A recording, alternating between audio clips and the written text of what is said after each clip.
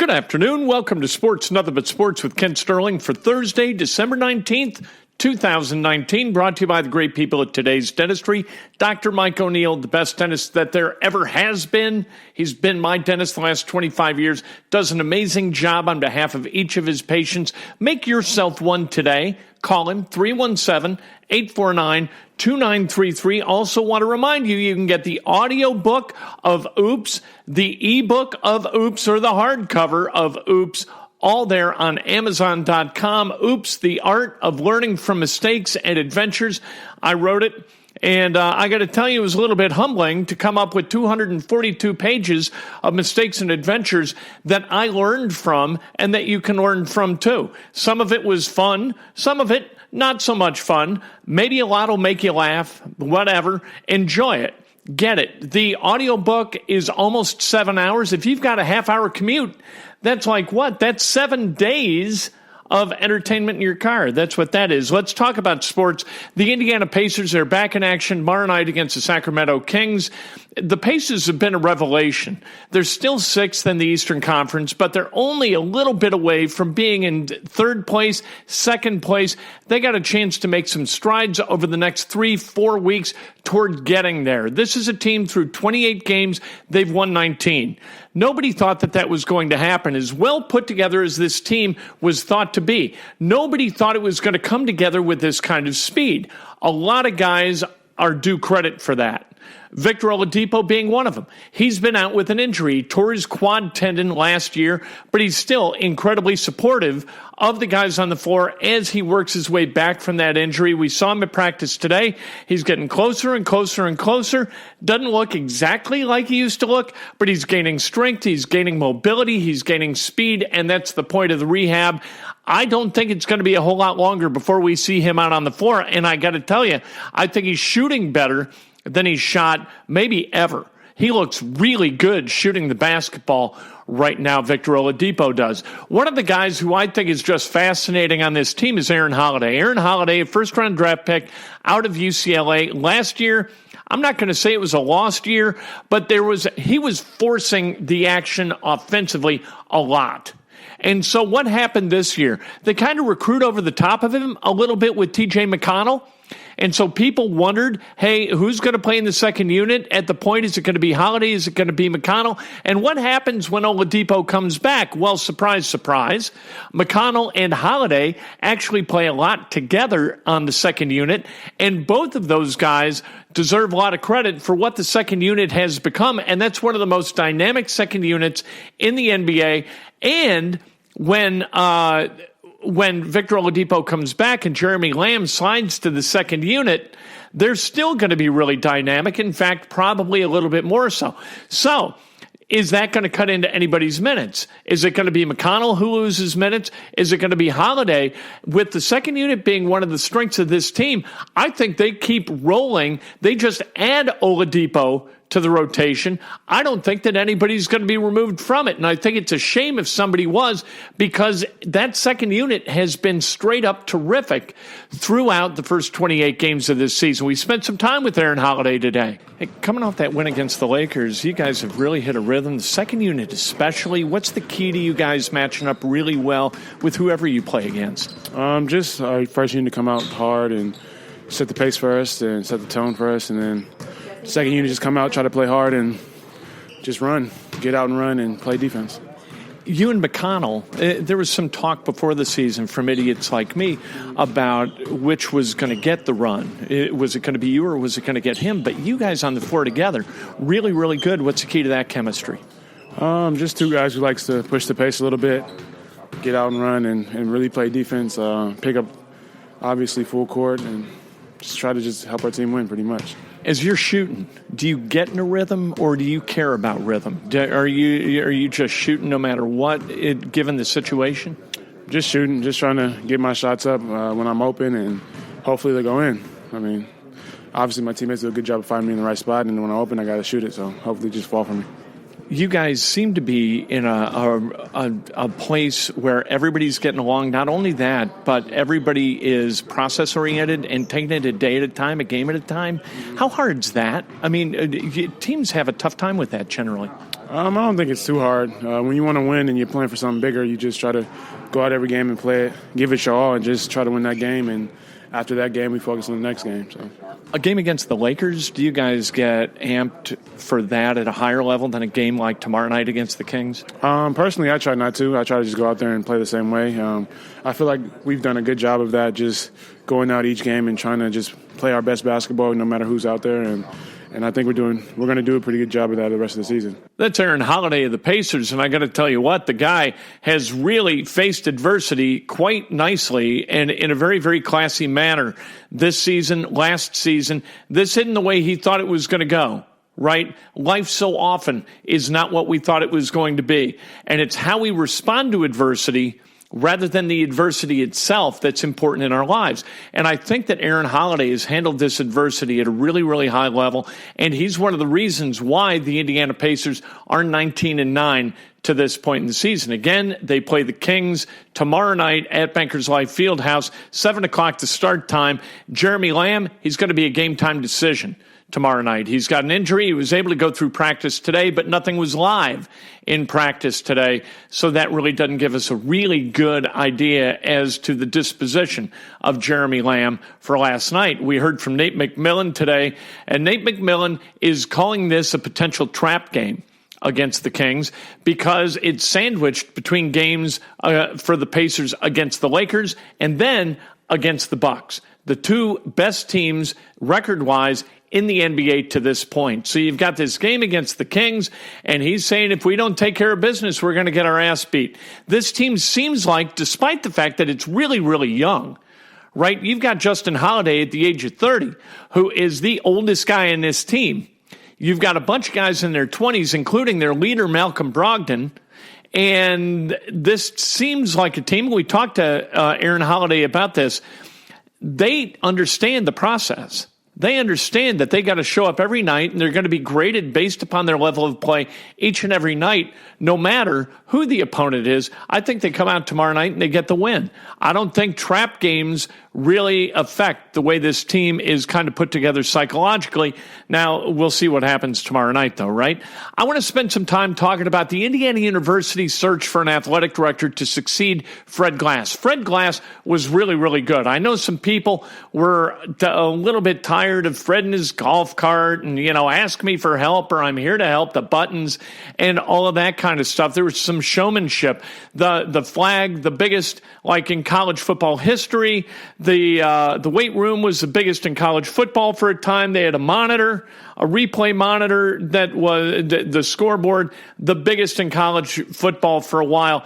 So there was a lot of that, a lot of showmanship with Fred Glass, but I was never offended by it. I thought that Fred did a really good job with facilities, and the one thing I thought that he did a great job at was keeping the athletes safe and challenged and able to try to strive for their potential both in the classroom and on the field, on the diamond, wherever they on the court, certainly. Basketball hadn't been as good as anybody wants it to be, but Fred Glass, as a steward of that athletic department, I thought did a wonderful job. Now, you got to find the next guy or the next woman. You've got to find somebody to take that role, step into Fred's shoes, and continue to do the work that Fred was doing. So anyway, Indiana has tasked a committee of 14 to accept that challenge. And so I became very irate yesterday when I heard about the 14-person kind of committee that was going to look at candidates, because the more people you add to trying to solve a problem, the less likely the solution is to be correct. You don't throw people at problems. You let the guy in charge be accountable for making the decision, and through that accountability, the guy is going to do what's necessary to be able to find the right person, right? That's how you hire people. For God's sake, the more people you involve in hiring somebody, the less likely you are to get it right. You've got this 14-person committee. That's what I was upset about. Now, I'm a little bit more circumspect in day two following that announcement. I think that the committee is a sham. I think it is put in place to put a whole bunch of stakeholders together who now aren't going to be able to second guess because they were part of the first guess. This is what's happening, I think, down at Indiana, is they're putting these people in a room, people who have either bought their way in with donations, and there's nothing wrong with that. That's fine. If you write big checks, you get big access. That's the American way of life. That's why people write big checks. So you've got 4 big-time donors who are part of the IU Foundation. You've got 6 administrators who've got skin in the game, right? Because they work at Indiana. And right now, they're a part of the administration, and in some cases, they're professors who work in different areas of the university. You've got 3 coaches. You've got Todd Yeagley, you've got the men's and women's swim coach, and you've got the women's basketball coach. They're a part of this, and you've got an athlete. So you've got the athlete, and this is a women's soccer player who is she does very well in school as part of the Kelley School of Business, like high honors student, so she's smarter than hell. And this is what, if I was going to put together a committee of people that I really wanted their input as to who I was supposed to hire into a position like athletic director, all right, how would I assemble those people and those pieces that are supposed to be in those meetings? It would not be in this way. What would happen if I were the president of Indiana University and I was trying to just get people in a room and have them, scream their contribution to the hiring process and feel like they were invested in it, but I gave it no weight, I would do it exactly like this. This is precisely what I would do. Forming a sham committee with donors, administrators, coaches who are going to have to ultimately answer to this athletic director, and an athlete. For the love of God, what would an athlete, even the smartest athlete in the world, if you took, let's say you took Bill Bradley, certified genius, right? Wound up to serve in the U.S. Senate, played basketball at an incredibly high level at Princeton, and then with the New York Knicks. All right, Bill Bradley, as part of this committee, when he was 22 years old, would not have known his ass from third base. You know why? Because he has no idea, or had no idea when he was that age, what it's like to lead, how the responsibility weighs on a person. Because what you are doing when you lead, when you manage people, you are responsible for them doing their jobs at a high enough level that they get to maintain their livelihood. They have to be challenged. They have to be held accountable, but they can't be marginalized. There is a balancing act to management that needs to be respected, and until you serve in a role as a manager, you have no idea what that's like. So you have no idea what kind of personality traits would go into a manager that you hire into a role like athletic director at Indiana University. This soccer player, I'm sure she's a wonderful human being, and maybe in 25, 30 years, she's going to be a candidate to be the athletic director at Indiana. But right now, she has absolutely no business whatsoever being tasked with offering insight and perspective as to who the next athletic director should be. None. Zero. Donut. The coaches, 3 coaches.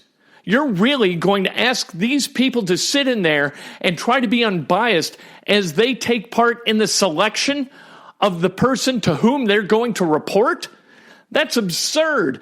Donors? You know what? With the donors, at least in some cases, they earned their money and they have managed. So you've got people who've kind of been a part of doing something that's a little bit relevant to what Indiana needs in an athletic director and the administrators, for the love of God. If you're not just, you throw them into a room and hope they kill time without causing the university any kind of liability. That's what you hope for with administrators. So who's going to listen to these people? I don't think anybody. So I don't mind that the committee has been impaneled.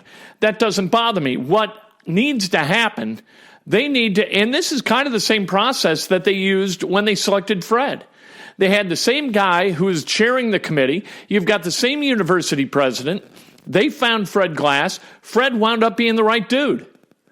Fred wound up being the guy who put things back on track at a university where the athletic directors prior to him were a complete train wreck. Awful. Clarence Doniger. Yikes. right? That McNeely guy who spent $500,000 redesigning, reconfiguring, redecorating his office, and then Rick Greenspan. Huh? How? The people who hired Rick Greenspan, I hope they have nothing to do with this process whatsoever. At least we've got a president who was smart enough to fire Rick Greenspan as the guy who's going to make this hire for the successor of Fred Glass. Fred's done a wonderful job. We found out today that the athletic department, they have reached the $215 million threshold for their latest round of fundraising. That is a huge amount of money. It's a record-setting amount of money. So from a fundraising perspective, facilities perspective, winning perspective in football and a bunch of other sports minus basketball, Fred Glass has been absolutely aces, and the train is rolling down the track, and it's rolling down the track so strongly that it doesn't really matter, or it won't matter for a bit, who the athletic director is. Because this thing, the momentum of this thing is so positive moving forward that it's going to take a year and a half, 2 years for the new athletic director to do anything so fundamentally wrong that it would slow this train down. That's the evidence of great management. When the manager steps aside, new person comes in, you don't even notice that there's been a change for a good period of time. That tells you the strength of the management, and it tells you the strength of Fred Glass. So that's Indiana, and that's why Indiana fans, we need to take a deep breath. Let's all do it together. And understand that this committee is nothing more than a sham, and granted, a waste of the people's time who are a part of it. And you know what? I got to tell you the truth. Maybe that's not true, but it makes me feel better to think that it is. So I'm going to go ahead and think that it is. Even if I'm wrong, I feel better about Indiana University athletics if these 14 people just sit in a room and yelp at each other for 4 or 5 meetings, meet with some people, and then call it a day and have no effect ultimately whatsoever on who the successor to Glass is. Just makes me feel better about things. It makes me feel better to find the plausible answer that makes the most sense, and that's what this is. All right, tomorrow morning, Breakfast with Kent on Facebook Live at 8 o'clock straight up. Great one today, by the way. And then immediately thereafter, you know what we're doing? We're doing it again on Periscope Live, which is accessible both on Periscope, obviously, and on my Twitter feed at Kent Sterling.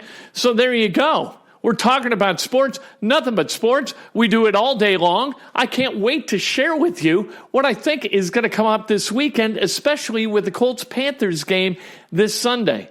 I am not optimistic about the Indianapolis Colts this Sunday. I'm not. They've lost a bunch of games in a row. They started 5-2. Now, what are they? They're 6-8. You do the math. They've lost 6 of their last 7. Is that going to stop? I'll tell you tomorrow morning. Breakfast with Kent. That's the way it is. Brought to you by the great people at Today's Dentistry, 317-849-2933, and the publishers, which is actually me, of Oops, The Art of Learning from Mistakes and Adventures, written by me and available on Amazon.com, BarnesandNoble.com, Goodreads.com, all over the place. The audiobook, the ebook, which you can have delivered immediately. It's all electronic. Or the hardback. You're going to have a tough time getting it by Christmas, but that's okay because this reads well anytime. The perfect gift. All right, we'll talk to you tomorrow morning. Join me.